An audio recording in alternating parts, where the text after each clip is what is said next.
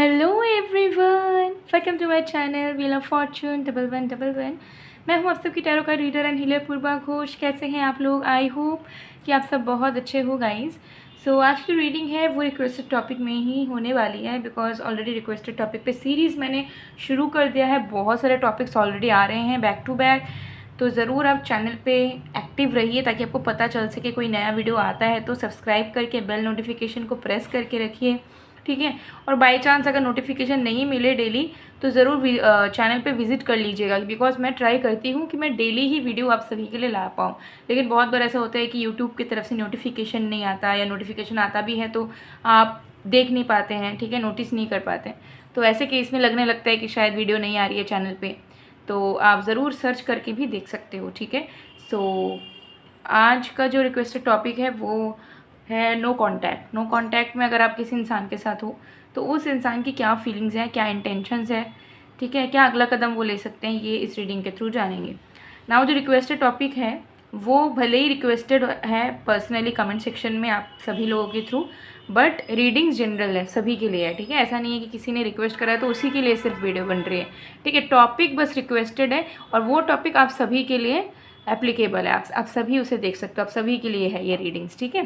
तो चाहे आप मेल हो, फीमेल हो, थर्ड जेंडर हो, किसी भी रिलीजन, कल्चर, सिचुएशन के हो, आप सभी के लिए मेरी ये प्रेडिक्शन से वीडियोस होती है। हाँ, एकदम अगर आपको पर्सनल रीडिंग चाहिए जो कि सिर्फ आपके लिए बना हो तो आप मुझे स्क्रीन पे दिए गए इस व्हाट्सअप नंबर पे मैसेज करके अपनी पेड स्लॉट बुक कर सकते हो, ठीक है। तो पेड पर्सनल रीडिंग्स की बुकिंग की जो प्रोसीड्योर है वो थ्रू व्हाट्सएप ही होती है। और एनर्जाइज प्रोडक्ट्स जैसे कि मैनिफेस्टेशन प्रोडक्ट्स या जेमस्टोन्स क्रिस्टल भी अगर आप लेना चाहो तो भी सेम इस स्क्रीन पे दिए गए व्हाट्सएप नंबर पे मैसेज कर सकते हो। डिस्क्रिप्शन बॉक्स में भी डिटेल्स मेरे गिवन है। तो चलिए बिना किसी देरी के स्टार्ट कर लेते हैं आज की रीडिंग को और डिटेल में जान लेते हैं कि जिस इंसान के साथ आपकी बातचीत नहीं हो रही है, जो इंसान को आप दिल से चाहते हैं, उनकी करंट फीलिंग्स क्या है। Just a second.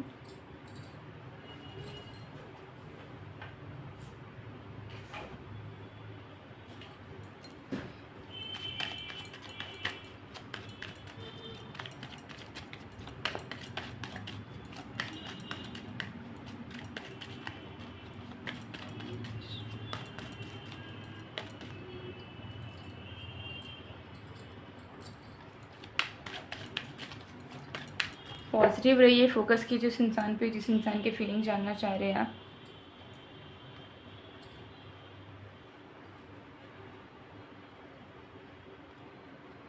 ओके, चलिए देख लेंगे।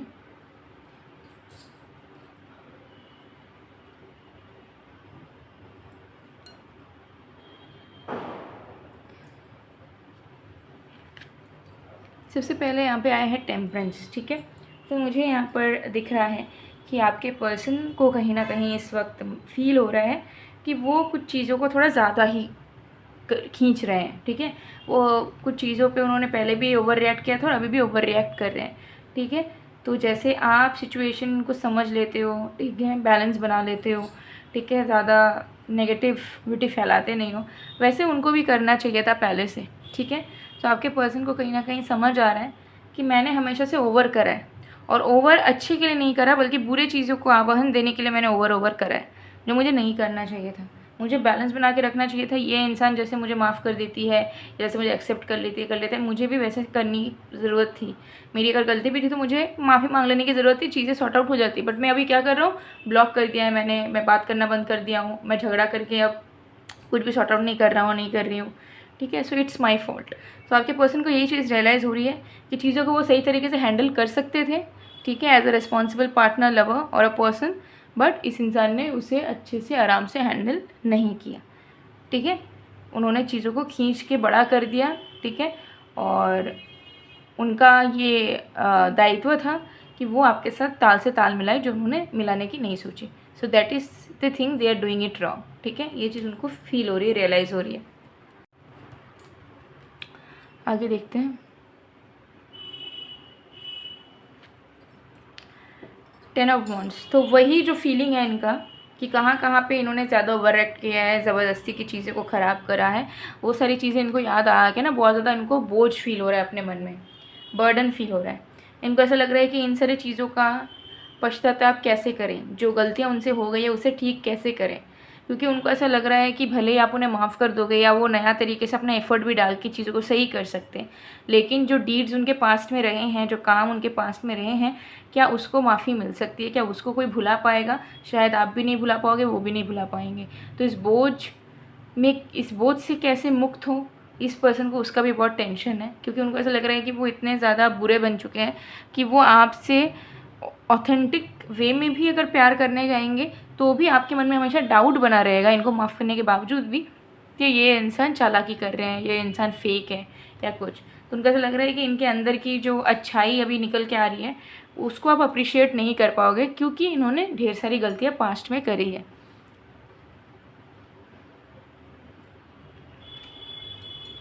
द व्हील ऑफ फॉर्च्यून, तो डेफिनेटली मुझे यहाँ दिख रहा है कि जो वो चेंज चाहते हैं, वो चाहते हैं कि आप दोनों के कनेक्शन का समय का जो घड़ी है वो बदल जाए, ठीक है, क्योंकि उनको ऐसा लग रहा है कि टाइम को बदलने की बहुत ज़्यादा ज़रूरत है, ठीक है। वो तो बदल ही रहे हैं, ठीक है, आप उन्हें माफ़ भी कर दोगे, लेकिन आप दोनों के बीच का जो टाइम है, फेज़ है, उसको भी सही आना होगा।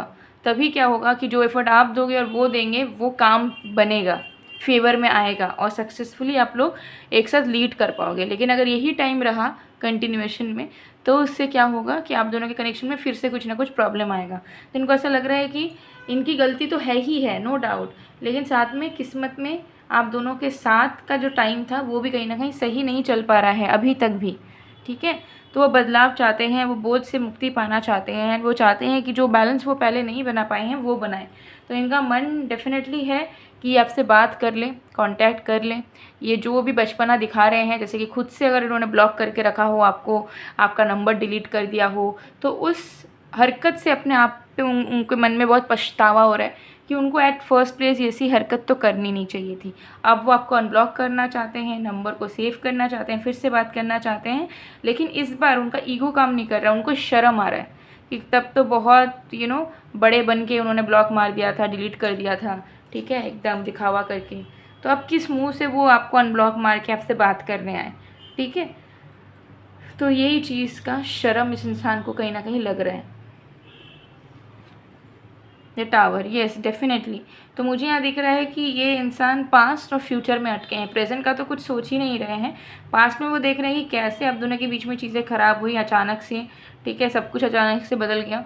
और फ्यूचर का वो सोच रहे हैं कि अब सब कुछ कैसे बदलेगा भविष्य में, कैसे हम दोनों एक हो पाएंगे, कैसे हम लोग रह पाएंगे, कैसे क्या करेंगे। तो फ्यूचर का टेंशन इनको हो रहा है, पास्ट का इनको बार बार याद आके गिल्ट हो रहा है, ठीक है।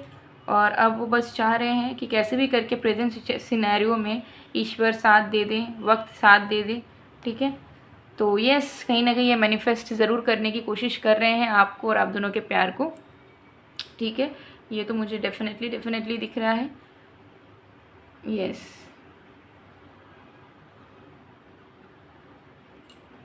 यस डेफिनेटली मुझे यहाँ पे दिख रहा है कि ये मैनिफेस्ट तो कर ही रहे हैं कि सारे एनिमल सही से बैठ जाए, सही सारी चीज़ों का तालमेल सही से बैठ जाए और आप दोनों फिर से एक हो जाएं, फिर से आप दोनों की बातचीत शुरू हो जाए और कोई भी अननेसेसरी एनर्जी फैक्टर्स आप दोनों के बीच में ना रहे, ठीक है।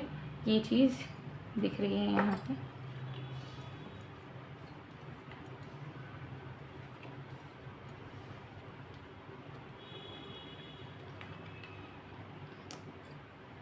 ठीक है, चलिए और भी कार्ड्स देखेंगे।